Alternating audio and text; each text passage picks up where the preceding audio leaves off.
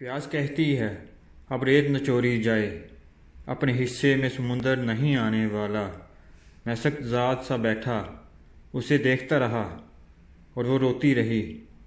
किस्मत के खेल वाकई निराले होते हैं। मेरा बेवकूफ़ दिल मुझसे आंख नहीं मिला पा रहा था। सदियों बाद जिस एक नज़र पर उसे अपने होने का गुमान हुआ था, वो नज़र तो सदा की बेनूर थी और मैं न जाने किन खुश फहमियों का शिकार हुआ चला था। मैं आपसे माफ़ी भी नहीं मांग सकता, जाने गुस्से में क्या कुछ कह गया। मेरे अंदर का चोर था जो चुप नहीं रह सका। आईनी ने सर उठाया। आप ऐसा क्यों समझते हैं? मैंने आपको हमेशा आपके लफ्ज़ों के आईने में देखा है और मैं नहीं मानती कि इतनी खूबसूरत सोच रखने वाला शख्स बदसूरत हो सकता है। दोबारा ऐसी बात कभी ना कहिएगा। मैंने दुख से उसकी तरफ देखा। मेरे कहने या ना कहने से हकीकत बदल नहीं जाएगी। सच वही है जो मैं आपको बता चुका हूँ। इस दागदार चेहरे का मुजस्समा बना तो जो बात आज तक सिर्फ मेरे इर्द गिर्द वालों के इल्म में है, कल सारे शहर में फैल जाएगी और लोग मजाक उड़ाएंगे कि यह परिजाद को क्या सूझी। आईनी ने अपना चश्मा दोबारा अपनी आंखों पर जमाया और खड़ी होगी। मैं देख नहीं सकती। अपनी उंगलियों की पोरों से यह चीज़ छू कर उन्हें मिट्टी के मुजस्समों के कलब में डालती हूँ, मगर आपको देखने के लिए मुझे अपनी पोरों की मदद की ज़रूरत भी नहीं। परिजाद, आपके लफ्ज़ खुद आपका तारिफ हैं। मैंने गहरी सांस ली। दिल के बहलाने को गालब ये ख्याल अच्छा है, मगर मेरी तुमसे अब भी यही दरख्वास्त है कि यह ख्याल अपने दिल से निकाल दो कुर्तलैन। वो पलटने से पहले एक लम्हे के लिए रुकी। मैं अपनी गैलरी में आपका इंतज़ार करूंगी परिजाद। वो पलट कर चली गई और मेरे कमरे में सिर्फ उसकी खुशबू रह गई। आज मैंने पहली बार उसे आप नहीं तुम कहा और उसने पहली बार मुझे सर या साहब नहीं सिर्फ परिजाद कहकर पुकारा था। यह तर्ज तखातब और लकाबात भी तो हमारे अंदर के बदले रवैयों और रिश्तों का एक इजहार होते हैं। दिल की मीठी बोलियां अपने अलकाब खुद तय करती हैं। अगली शाम मैं झिझकते कदमों के साथ ऐनी के घर के दरवाजे पर खड़ा था।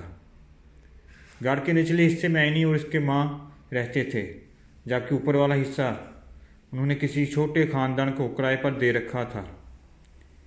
आईनी के वालिद काफ़ी अरसा पहले खल्के हकीकी से जा मिले और अब यही किराया उन माँ बेटी की गुजर बसर का ज़रिया था। घर के पिछले हिस्से में आईनी ने अपने लिए एक छोटी सी आर्ट गैलरी बना रखी थी। मुजस्समा साजी शुरू करने से पहले आईनी ने अपनी नाजुक महकती उंगलियों से मेरे चेहरे को मुख्तलिफ ज़ावियों से टटोल कर देखा। ठंडक और बेपनाह सुकून का एक समुंदर पोरों के लम्स से मेरे सारे वजूद की गहराइयों तक सरीद कर गया। मेरी झुलसती हुई तपती रूह को जैसे खुश्क बर्फ़ का नगरस्तान सा मिल गया। मेरी तमाम उम्र की रियाजतों का हासिल उसके हाथों का मेहरबान लम्स ऐनी ने काम शुरू कर दिया। मैं चुपचाप बैठा देखता रहा। उसने मुझे बताया कि उस मुजस्समे बनाने में 3-4 दिन लगेंगे। मेरा जी चाहा कि मैं उससे कहूँ कि 3-4 सदियाँ क्यों नहीं। मेरी ज़िंदगी में वो पहली महविश थी कि जिस खुश अदा की इतनी कुर्बत और नज़दीकी मुझे शर्मिंदा और परेशान नहीं कर रही थी,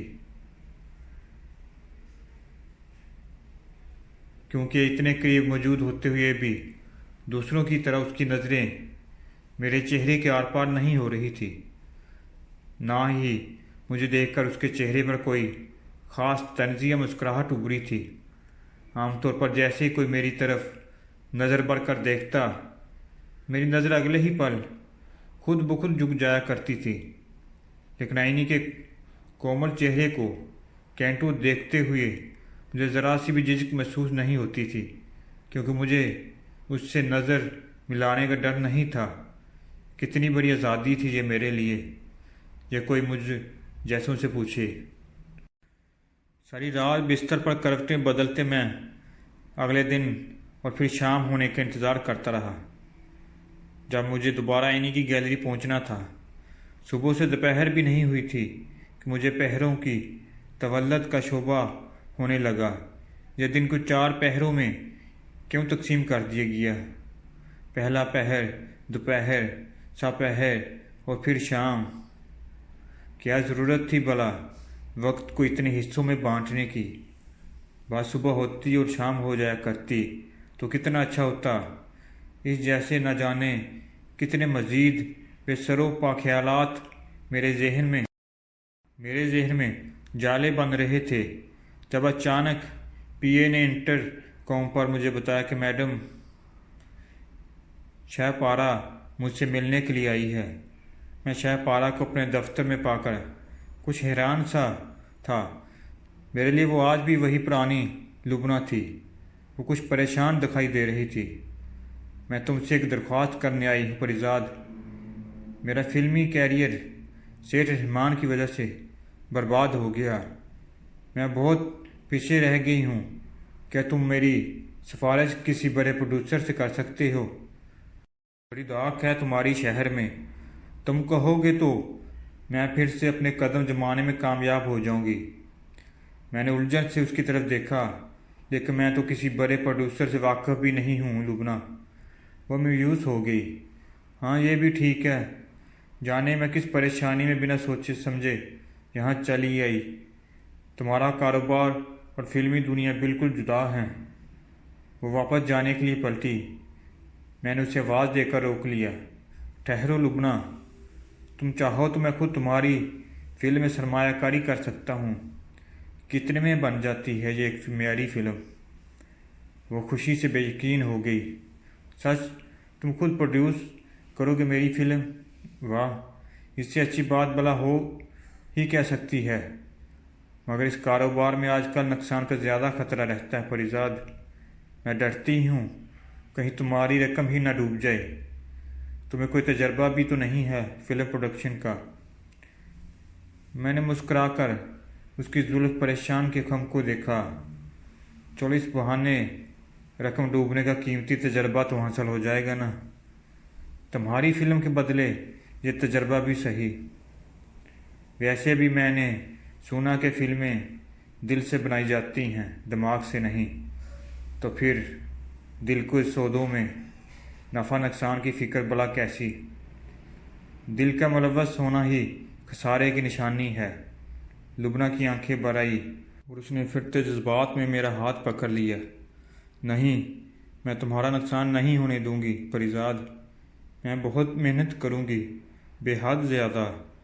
میری زندگی کی سب سے یادگار پرفارمنس ہوگی یہ فلم۔ کہانی میں نے لکھوا لی ہے۔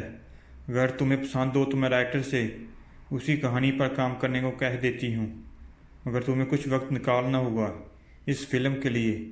میں تمہاری موجودگی میں بہت سہارا محسوس کرتی ہوں۔ لبنہ چلی گئی اور میں شام کو کسی معمول کی طرح عینی کی گیلری پہنچ گیا۔ اسے گیلری مٹی گونجتے دیکھ کر نہ جانے مجھے ہر بار ایسا کیوں لگتا تھا جیسے مٹی بھی اپنی قسمت پر رشک کرتی ہوگی کہ کس کے ہاتھوں اس کا بت بننے جا رہا ہے۔ اس شام ہم دونوں نے خوب باتیں کی۔ سب لڑکیاں ایک جیسی باتیں کرتی ہیں، مگر اس کا انداز بیاں کس قدر جدا تھا۔ وہ جب رنگوں، خوشبو ڈالتی شاموں اور راتوں کے طلسم کا ذکر کرتی تو میں دم خود سا بیٹھا اسے دیکھتا رہتا تھا۔ رات کو 8:30 بجے میں نے عین کے گھر سے نکلا تو ہوا تیز چل رہی تھی۔ آسمان پر بادلوں کے جھنڈ حیرت سے اس نئے پریزاد کی طرف دیکھ کر سرگوشیاں کر رہے تھے۔ راستے میں ہی چند بوندوں نے ٹپک کر میری گاڑی کی ونڈو اسکرین سے گاڑی کے اندر جھونکا اور مجھے دیکھ کر ایک دوسرے کو اشارے کرتی ہنستی ہوئی برستی بارش میں اپنی دوسری سہیلی سے جا ملی۔ کبیر خان حسب معمول چوکنا سا ڈرائیور کے ساتھ اگلی سیٹ پر بیٹھا ارد گرد پر نظر رکھے ہوئے تھا۔ اتنے میں لبنہ کا نمبر میرے سیل فون پر جگمگانے لگا۔ پریزاد، کہاں ہو تم؟ اجنبی شہر کے اجنبی راستے، اور میں وہ ہنس پری۔ اسٹوڈیو آ سکتے ہو؟ ابھی مجھے تمہیں کسی سے ملانا ہے۔ میں نے کبیر خان کو اسٹوڈیو چلنے کا کہا۔ ہم ویران سے فلم اسٹوڈیو کے گیٹ پر پہنچے تو چند عجیب سے حلیے والی عورتیں اور مرد ہمیں اندر گھومتے نظر آئے۔ عجیب سی اداسی اور ویرانی چھائی ہوئی تھی سارے ماحول پر، جیسے کوئی سوگ برپا ہو۔ ہم ڈائریکٹر کے کمرے میں داخل ہوئے تو وہاں پہلے سے کچھ لوگ موجود تھے۔ کبیر کا حلیہ اور کندھے سے لٹکا پسٹل دیکھ کر وہ سب کچھ جز بج سے ہو گئے۔ میں نے کبیر کو باہر انتظار کرنے کا کہا، مگر میں جانتا تھا کہ وہ دروازے کے پاس ہی جمع کھڑا رہے گا۔ نئی جگہ اور نئے ماحول میں وہ سائے کی طرح میرے ساتھ رہتا تھا۔ لبنہ نے ڈائریکٹر اور باقی لوگوں سے میرا تعارف کروایا۔ ایک جانب کونے میں ایک بوڑھا شخص ہارمونیم سامنے رکھے بیٹھا ہوا تھا۔ اس کی آڑ میں سمیٹی سماٹی ایک شرمیلی سی لڑکی چوئی موئی سی بنی بیٹھی تھی، جو اس دفتر کے ماحول سے بالکل میل نہیں کھا رہی تھی۔ باقی لوگوں کی چبھتی ہوئی نظریں لڑکی کے جسم کے آر پار ہو رہی تھی، مگر میرے آتے ہی ڈائریکٹر نے فالتو عملے کو باہر بھیج دیا تو لڑکی کے جسم کا تناؤ کچھ کم ہو گیا، مگر ابھی تک وہ وہی دیکھی ہوئی تھی۔ لبنہ نے مجھے بتایا کہ وہ عمر سیدھا شخص استاد بنے خاں ہے، مشہور موسیقار، اور اس کے پہلو میں سمیٹی ہوئی لڑکی سنبل ہے، استاد بنے خاں کی بیٹی، اور آج وہ دونوں لبنہ کی آنے والی فلم کی دھن پر کام کرنے کے لیے یہاں اکٹھے ہوئے ہیں۔ ڈائریکٹر ایک پکی عمر کا تیز ترار سا بندہ تھا، جسے فلم بنانے کی بے حد خوشی تھی، لیکن کہیں اندر سے کوئی بے یقینی بھی اسے کھائی جا رہی تھی۔ بس پریزاد صاحب کو کیا بتاؤں آپ کو، کبھی یہی فلم اسٹوڈیو تھا کہ 24 گھنٹے کام کی شفٹ چلتی رہتی تھی۔ کہیں ندیم صاحب تو کہیں محمد علی صاحب، کہیں شاہد تو کہیں وحید مراد، کوئی نہ کوئی شوٹنگ جاری رہتی تھی۔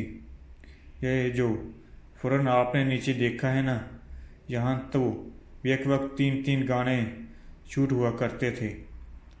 بس پھر نہ جانے کیا ہوا، سب برباد ہوتا چلا گیا۔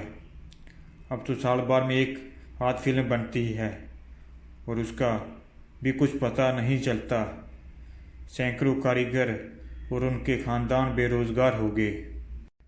وہ مزید بھی نہ رکے، یوں ہی بولتا رہتا اگر لبنہ اسے اشارہ کر کے روک نہ دیتی۔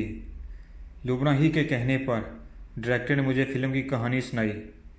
بنیادی پلاٹ محبت کی کہانی پر مرکوز تھا۔ میں نے کہیں پڑھا تھا کہ دنیا میں صرف 3 یا 4 کہانیاں ہی پائی جاتی ہیں، باقی ساری کہانیاں انہی کہانیوں میں سے جنم لیتی ہیں، اور مجھے یہ پڑھ کر ذرا بھی حیرت نہیں ہوئی تھی۔ 3-4 کی جگہ اگر صرف ایک محبت کی کہانی ہوتی تو بھی اس کائنات کے لیے کافی تھی۔ درمیان میں ڈائریکٹر ہمیں گانے کی سچویشن مقام بھی بتاتا رہا، اور کہانی کے اختتام پر استاد بنے خاں اپنا ہارمونیم اٹھائے کمرے کے وسط میں بیٹھ گئے۔ سنبل بھی استاد کے ساتھ سمٹ کر بیٹھ گئی، اور استاد نے راگ چھیڑ دیا۔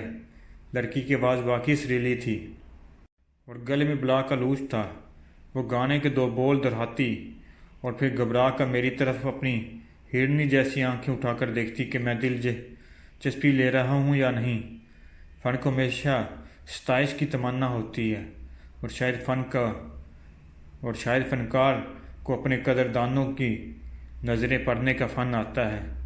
جب بارش کی پہلی بوند گرے، تم چلے آنا، میرا سندیشہ ملے نہ ملے، تم چلے آنا۔ باہر برستی بارش کے جترنگ کے ساتھ مل کر استاد بنے خاں کے سر اور سنبل کی رسیلی آواز ایک عجیب سا ماحول پیدا کر رہے تھے۔ استاد نے مجھے بتایا کہ اس کی بیٹی نے BA کر لیا ہے، مگر اب وہ اسے اپنے آبائی فن میں متعارف کروانا چاہتا ہے۔ یہ ان کی خوش قسمتی ہے کہ شہ پارہ بیگم نے انہیں اپنی نئی فلم میں موقع دینے کا وعدہ کیا ہے۔ मगर ये सब मेरी मंजूरी पर मुनहसर है। उस्ताद कंसर्वेंसी का पैकर था और इसकी और बेटी खस्ता हाली, इन दोनों की हालत भी पूरी तरह बयान कर रही थी। मुझे वो एक वाज़ेदार शख्स लगा जिसकी यकीनन किसी बहुत बड़ी मजबूरी ने यूं बेटी को फिल्म इंडस्ट्री के माहौल में बतौर गुलकार मुतारफ़ करवाने पर खुसाया होगा। जब उस्ताद ने लजाबत से मुझसे पूछा क्या मुझे इन बाप बेटी का फ़न पसंद आया कि नहीं, तो मेरे लब कपका से गए। ये आप कैसी बात कह रहे हैं? मुझे तो ठीक तरह से सुनना भी नहीं आता। मैं भला आपको फ़न की जांच कैसे कर सकता हूँ? आपकी रियाजत और मेहनत ने आपको इस मुकाम पर पहुँचाया है। कोई हुनरमंद ही आपको सही दाद दे सकता है। उस्ताद बुन्ने खां की आंखें नम होने लगी। लुबना ने मौजू बदल दिया। आप भी किन बातों में पड़ गए मास्टर जी? परिजाद साहब की ये पहली फ़िल्म है, साद बुन्ने ने।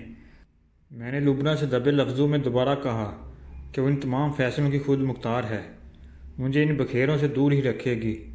मगर वो नहीं मानी और अगली रात के लिए फिर फिल्म की दूसरी बैठक रख दी। हम लोग चाय पीकर रुखसत हुए तो गेट के करीब मैंने उस्ताद बुने और सुंबल को सड़क किनारे इंतज़ार करते देखा। मैंने शीशे नीचा करके पूछा तो पता चला कि रिक्शा या टैक्सी के इंतज़ार में खड़े हैं। इनके लाख इनकार के बावजूद मैंने इन्हें गाड़ी में बैठा लिया। बारिश तेज़ तर हो चुकी थी। हमारी गाड़ी अंदरूनी शहर की चंद तरीकी गलियों से होती हुई एक पुराने महल्ले के बसीदा से लकड़ी के फाटक नुमा गेट पर जा खड़ी हुई। उस्ताद ने पुरस्कार किया कि मैं एक कप चाय पी कर जाऊँ, मगर मैंने माजरत कर ली। उसकी बेटी ने भी दबे लफ्ज़ों में मुझे घर आने का कहा। मैंने फिर कभी आने का वादा कर लिया। वो दोनों हमारी गाड़ी निकलने तक वहीं खड़े रहे। अगली शाम मैं ठीक 4 बजे ऐनी की गैलरी में उसके सामने बैठा था, जैसे एक पराकू बच्चा ठीक वक्त पर अपनी जमात में पहुंचकर सबक सुनाने के लिए अपनी बारी का इंतज़ार करता है। मैंने ऐनी को फ़िल्म के बारे में बताया तो खुशी से चला आई। फ़िल्म वाह परिजाद, मैं आपकी फ़िल्म की आर्ट डायरेक्टर बनूंगी। सारी सजावट मैं तय करूंगी। हर सेट मेरी बनाई हुई मूर्तियों में होगा। ठीक है ना? हाँ ठीक है, मगर पहले मेरा मुजस्समा तो मुकम्मल कर दो। कहीं इस फिल्म के मेले में हमारा काम ही न रह जाए। वो मेरी बात सुनकर ज़ोर से हंस पड़ी। सन्नाटे में यकलक बहुत से झरने फूट से गए। ज़िंदगी बस इसी दुरानिया का नाम होती तो कितना अच्छा होता। रेत की तरह ये पल पल भी भर में कट गए और मुझे उठना पड़ा। वापसी पर मैंने ड्राइवर को गाड़ी स्टूडियो की तरफ मोड़ने का कहा तो कबीर अपने चेहरे के तासरात छुपा नहीं पाया। साहब इजाज़त दो तो एक बात बोलूं? मैंने चौंक कर उससे देखा। हाँ बोलो। वो अगली सीट पर अपनी जगह बैठे बैठे ज़रा सा कसमाया। साहब फिल्म स्टूडियो का इलाका महफूज नहीं है। हज़ार दोस्त हज़ार दुश्मन होता है बंदे का। मैंने चौंक कर कबीर की तरफ देखा। वो तभी अपनी ज़ुबान खोलता था जब उसे ज़रूरत महसूस होती थी। मैं जानता था कि मेरी वजह से शहर में बहुत सौ की तरक्की रुक चुकी थी। हर बड़ा टेंडर मेरे नाम खुल रहा था। मेरी दौलत का मकनातीस अपने जोबन पर था, जो माया को कोई भी ज़रा अपने से दूर जाने नहीं देता। और यकीनन ये बात बहुत सौ को खलती भी होगी। गाड़ी स्टूडियो के हाथे में दाखिल हुई तो हस्बे मामूल चंद अवार कुत्तों ने हमारा इस्तकबाल किया। डायरेक्टर के कमरे में नशिस्त जमी हुई थी। उस्ताद बुने और सुंबल ने तैयार करदा दोनों पर गीत गुनगुनाए, मगर शायरी कुछ आयमाना सी लगी मुझे। लुबना ने मेरी बेचैनी बांप ली। परिजाद, तुम खुद क्यों गीत नहीं लिखते अपनी फ़िल्म के लिए? सुंबल ने शायरी के जिक्र पर चौंक कर मेरी तरफ देखा। मैंने जल्दी से नफ़ी में सर हिलाया। नहीं नहीं, मुझे फ़िल्मी शायरी का बिल्कुल तजर्बा नहीं है। बेहतर है हम किसी वस्तन फ़िल्मी शायर से गीत लिखवा लें। सुंबल ने अपने बाप की तरफ देखा, झुक कर बोली, अगर आप लोग इजाज़त दें तो हमारे मोहल्ले में ही एक बहुत अच्छा शायर रहता है। दुनियादारी से नाता नहीं मगर ज़रूरतमंद भी है। हो सके तो वो कहते चुप हो गई। डायरेक्टर ने मुंह बनाया। देख लेंगे उसे भी, कौन सा शायर लुधियानवी या मजरूह सुल्तानपुरी چھپا بیٹھا ہے اس کے اندر۔ لبنہ شاعری میں دیر کی وجہ سے کچھ پریشان سی دکھائی دے رہی تھی۔ میں نے بنے خان سے کہا، ہم ابھی چل کر مل لیتے ہیں اس شاعر سے۔ ڈائریکٹر بکھلا سا گیا۔ ارے کیا بات کرتے ہیں سر جی، آپ کیوں جائیں گے؟ وہ خود آئے گا یہاں۔ میں اس کی سنی انسنی کر دی۔ ہم اسٹوڈیو سے باہر نکل رہے تھے کہ اچانک چند لوگ شاہ جی کہتے ہوئے ایک خوش لباس شخص کی طرف لپکے۔ ساتھ بنے نے بھی آگے بڑھ کر سلام کیا۔ وہ شخص بہت گرم جوشی اور عزت سے بنے خان سے ملا۔ گاڑی آگے بڑھائی تو بنے خان نے مجھے بتایا، یہ سید نور صاحب ہیں، پاکستان کی فلم انڈسٹری اب بھی انہی کے قدم سے قائم ہے۔ آج کل بڑی اچھی فلم بنا رہے ہیں مجاجن۔ گاڑی بنے خان کے اندھیرے محلے میں پہنچی تو میں بھی باپ بیٹی کے ساتھ نیچے اتر آیا۔ چند گلیاں گزرنے کے بعد وہ دونوں ایک چھوٹے سے کچے مکان کے آگے رک گئے۔ دستک کے جواب سے اندر سے کسی نے لرزتی آواز میں کہا، اندر آ جائیے صاحب، مزار کے دروازے پر دستک نہیں دی جاتی۔ میں سنبل اور بنے کے ساتھ اندر داخل ہوا تو چھوٹے سے برآمدے کے سامنے بنے واد کمرے کے اندر لالٹین کی کمزور سی روشنی میں ٹیلا اجالا پھیلا رکھا تھا۔ استاد بنے اور سنبل کو دیکھ کر میزبان کی آنکھوں میں ایک چمک سی لہرائی۔ کبھی ہم خود کو کبھی گھر کو دیکھتے ہیں۔ بان کی جلنگ سی چارپائی پر لیٹا وہ کمزور سا نوجوان اٹھ بیٹھا۔ معاف کیجیے گا، کمرے میں ایک ہی کرسی الحاظہ۔ وہ نہ جانے کیا کہہ رہا تھا، مگر میری نظریں اس کے چہرے سے چپک کر رہ گئی تھی۔ وہ بھی میری چبھتی نظریں محسوس کر کے میری جان میں توجہ ہو گیا، اور پھر اس کی حالت بھی مجھ جیسی ہی ہوگی۔ وہ بے تابی سے کھڑا ہو گیا اور لب کر مجھے شانے سے پکڑ کر سرسراتی آواز میں بولا، پریزاد یہ تم ہی ہو نا؟ میری آنکھیں نم ہونے لگی۔ کیوں یہ چہرہ دیکھ کر بھی نہیں پہچاننا کیا؟ صرف لباس اور حلیہ بدلا ہے میرا، مقدر وہی لیے پھر رہا ہوں، در بدر ناساز۔ وہ روتے ہوئے مجھ سے لپٹ گیا۔ کہاں چلا گیا تھا یار؟ اپنے دوست کو بھی بلا دیا۔ بنے خان اور سنبل حیرت زدہ اور پریشان سے ہم دونوں کو گلے مل کر روتے ہوئے دیکھ رہے تھے۔ ہاں وہ ناساز ہی تھا، میرے کالج کے دور کا وہ واحد دوست جس نے میرے اندر چھپی شاعری کی چنگاری کو ہوا دے کر شعلے میں تبدیل کر دیا تھا۔ سنبل نے جھجکتے ہوئے ناساز سے کہا، آپ انہیں جانتے ہیں؟ یہی فلم کے پروڈیوسر ہیں پریزاد، اور میں نے انہی کی فلم کے لیے نغمہ نگاری کے لیے کہا تھا آپ کو۔ ناساز حیرت سے مجھے ٹٹول کر دیکھتا رہا۔ یہ انقلاب ہے پیارے، سب فتح کر لیا کیا؟ میرا شہ سوار، تو واقعی فاتح نکلا۔ میں نے مسکرا کر اس کی طرف دیکھا۔ نہیں، اب بھی ہار رہا ہوں، بس سونا چاندی جمع ہوتا جا رہا ہے۔ زیادہ راہ کے طور پر دل اتنا ہی ویران اور نکارا ہے، اب تک وہ زور سے ہنسا۔ یہ نہ تھی ہماری قسمت کہ وصال یار ہوتا۔ صاحب بنے خان اور سنبل ہمیں باتوں میں مصروف دے کر گھر سے چائے وغیرہ کا انتظام کرنے چلے گئے۔ ناساز کے گھر کی حالت دیکھتے ہوئے یہ اندازہ لگانا مشکل نہیں تھا کہ اس کے پاس شاید چائے کے پورے برتن بھی نہ ہوں۔ وہ پہلے سے بہت زیادہ کمزور اور لاغر لگ رہا تھا۔ وہ غور سے میرے داستان سنتا رہا۔ اس کے آس پاس دواؤں کا ایک انبار سا لگا ہوا تھا۔ یہ تم نے کیا حالت بنا رکھی ہے ناساز؟ کالج کا سب سے خوش پوش اور زندہ دل لڑکوں بستر سے لگ پڑا ہے۔ سب خیر تو ہے نا؟ وہ پھیکی سی مسکراہٹ کے ساتھ بولا، یاد ہے کالج کے دور میں ہم نے چھپ کر ہاسٹل میں VCR پر فلم دیکھی تھی نمک حرام۔ اس میں وہ شاعر والا گیت ہم دونوں کتنا گنگنایا کرتے تھے، میں شاعر بدنام، میں چلا محفل سے ناکام، میں چلا تو بس یار یہ شاعر جو ہوتے ہیں نا، یہ محفل سے ناکام ہی چلے جاتے ہیں۔ میں نے اسے غور سے دیکھا، اور یہ پھولوں جیسی لڑکی سنبل جس شاعر ناکام کی کیا لگتی ہے؟ اس نے ایک لمبی سی سردہ بری پگڑی ہے، مزاروں کے در کھٹکاتی رہتی ہے۔ اب دیکھو تمہیں پکڑ لائی ہے، اور یہ تم ہی تھے کہ آگے کوئی روایتی فلم پروڈیوسر ہوتا تو کبھی نہ آتا۔ اتنے میں باہر سین کے دروازے پر دستک ہوئی۔ میں نے ناساز کو لیٹے رہنے کا اشارہ کیا اور خود باہر نکل کر دروازہ کھولا تو سنبل چائے کے لوازمات کے لیے کھڑی تھی۔ آپ نے یہ سب تکلف کیوں کیا ہے؟ میں کوئی مہمان تو نہیں ہوں۔ سنبل وہ رینجلی ہوئی آواز میں بولی، آپ اسے بچا لیں پریزاد صاحب، آپ ہی اسے بچا سکتے ہیں، ہمارا واحد سہارا اب آپ ہیں۔ میں نے حیرت سے اس کی طرف دیکھا۔ کیوں ایسا کیوں کہہ رہی ہو؟ کیا ہوا ہے ناساز کو؟ سنبل کی آنکھیں چھلک پڑی۔ اسے کینسر ہے اور ڈاکٹر کہتے ہیں کہ آخری سٹیج پر ہے اس کا کینسر۔ میرے پیروں تلے زمین یکدم سرک گئی۔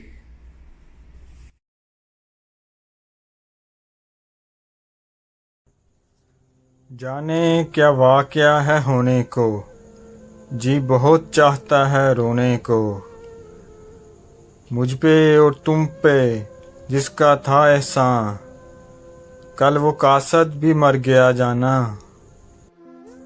مجھے اپنے مرنے کا غم نہیں لیکن ہائے میں تجھ سے بچھڑ جاؤں گا۔ کون آیا ہے؟ کوئی نہیں آیا پاگل، تیز ہوا کے جھونکے سے دروازہ کھلا ہے۔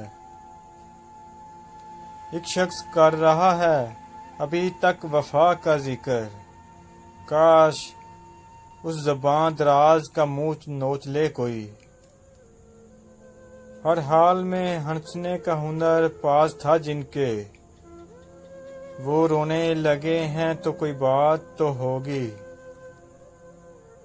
ایک تیری برابری کے لیے خود کو کتنا گرا چکا ہوں میں،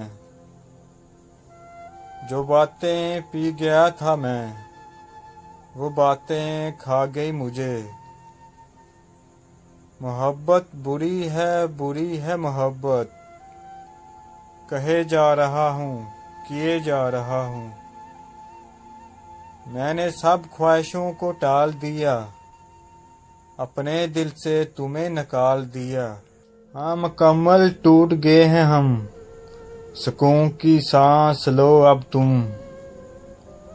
میں صرف اس کا ذمہ دار ہوں جو میں نے کہا، اس کا نہیں جو آپ نے سمجھا۔ جان تن سے نکل گئی لیکن تو نہیں میرے دھیان سے نکلا۔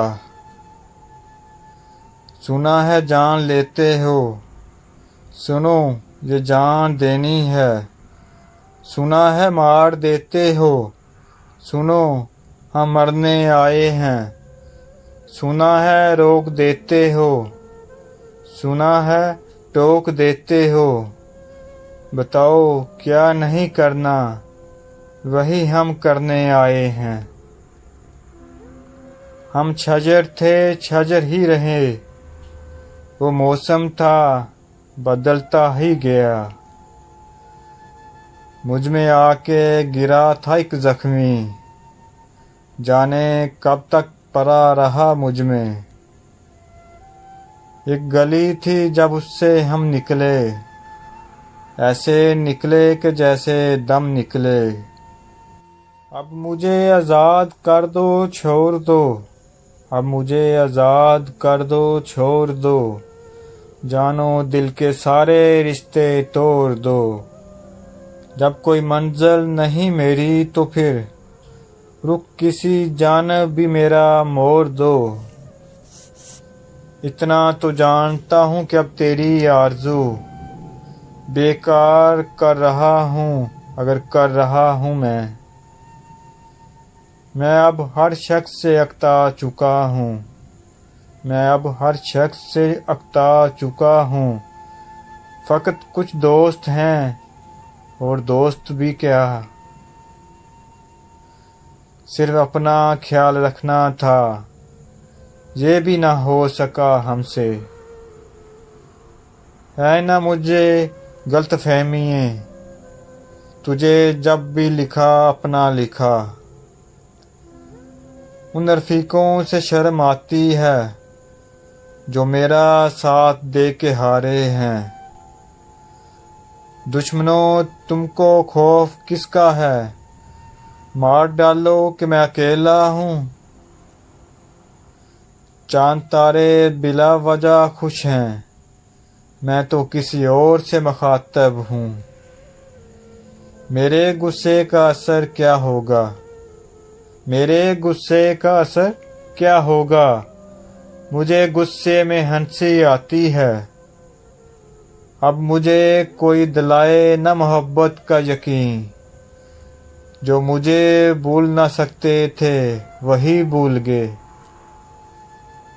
وہ جو مرنے پہ تلا ہے اس نے جی کر بھی تو دیکھا ہوگا۔ تم کوئی بات کیوں نہیں کرتے، پھر کوئی بات ہوگی ہے کیا؟ یہ کافی ہے کہ ہم دشمن نہیں ہیں، یہ کافی ہے کہ ہم دشمن نہیں ہیں، وفاداری کا دعویٰ کیوں کریں ہم؟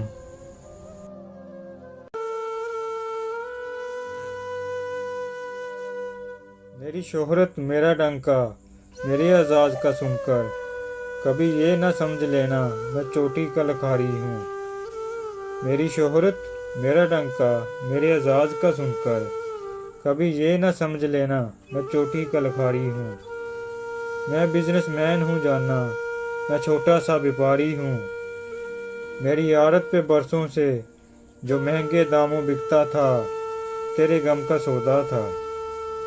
تیری آنکھیں تیرے آنسو، تیری چاہت تیرے جذبے یہاں شیلفوں پہ رکھے ہیں، وہی تو میں نے بیچے ہیں۔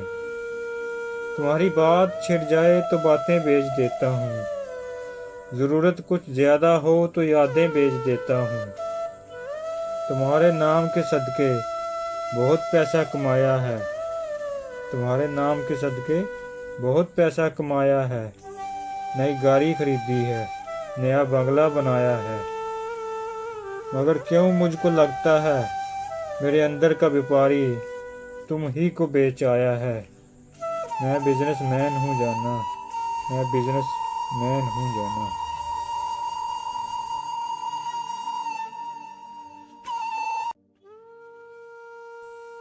ملال ہے مگر اتنا ملال تھوڑی ہے، ملال ہے مگر اتنا ملال تھوڑی ہے، یہ آنکھ رونے کی شدت سے لال تھوڑی ہے۔ بس اپنے واسطے ہی فکر مند ہیں سب لوگ، بس اپنے واسطے ہی فکر مند ہیں سب لوگ، یہاں کسی کو کسی کا خیال تھوڑی ہے۔ پروں کو کاٹ دیا ہے اڑان سے پہلے، یہ خوف ہجر ہے شوق وصال تھوڑی ہے۔ مزہ تو تب ہے کہ ہار کر بھی ہنستے رہو، مزہ تو تب ہے کہ ہار کر بھی ہنستے رہو، ہمیشہ جیت ہی جانا کمال تھوڑی ہے۔ لگانی پڑتی ہے ڈبکی ابھرنے سے پہلے، لگانی پڑتی ہے ڈبکی ابھرنے سے پہلے، غروب ہونے کا مطلب زوال تھوڑی ہے۔